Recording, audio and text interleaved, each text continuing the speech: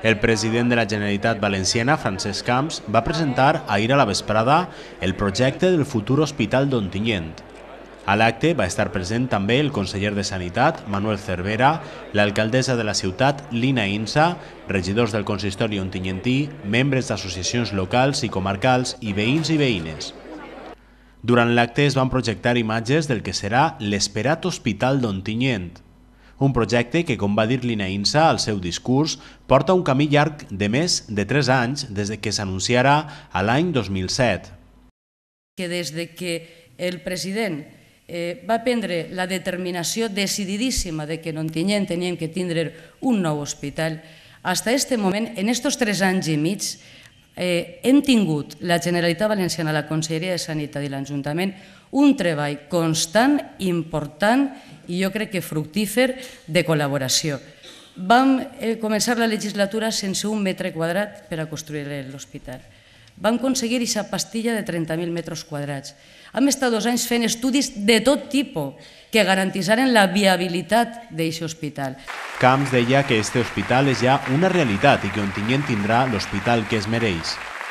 Jo volia el millor hospital possible per a Ontinyent i anem a tindre el millor hospital possible per a Ontinyent. Qualsevol altra cosa hauria sigut un parche, a mitjan camí.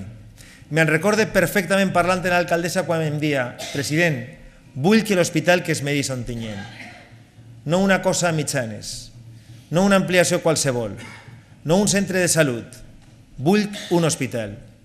I este serà el millor hospital que se mereix esta gran ciutat que és Ontinyent.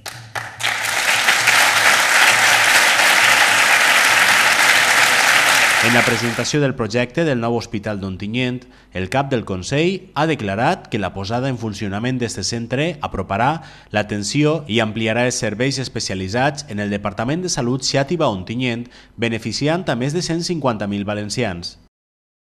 Però jo tenia l'empeño de fer així un gran hospital. Tenia l'empeño de que esta comarca tinguera el millor hospital. I a lo millor podria haver vingut fa un any, any i mig, 2 anys, i haver fet una cosa que no corresponia. Perquè este hospital no és un hospital de legislatura. Este hospital és per a generacions, per a moltes generacions. Jo mai faria un hospital per a guanyar unes eleccions. Jo vull fer un hospital per a la generació d'avui d'Ontinyent i els fills i els nets d'avui d'Ontinyent. I això és lo important. A lo millor arriba al final el projecte de la legislatura, però el dia de demà moltes generacions podran gaudir del millor hospital possible en esta ciutat. I això és lo important. La Generalitat va invertir més de 33 milions d'euros per executar l'obra i equipar el nou hospital. Una important actuació que permetrà atendre les urgències del departament, millorant i ampliant l'actuació del servei que fins ara es realitza en el punt d'atenció continuada. Que mentre alguns que estan ahí fora que diuen no es farà, va fer-se. No n'hi ha terrenos, n'hi ha terrenos. No serveixen els terrenos, serveixen. No n'hi ha prou llits, n'hi ha llits suficients. No n'hi haurà UCI, hi ha UCI. Estem venent fum? No estem venent fum. Estem venent la realitat de 3 anys de treball incansable, constant i persistent de l'Ajuntament i de la Conselleria.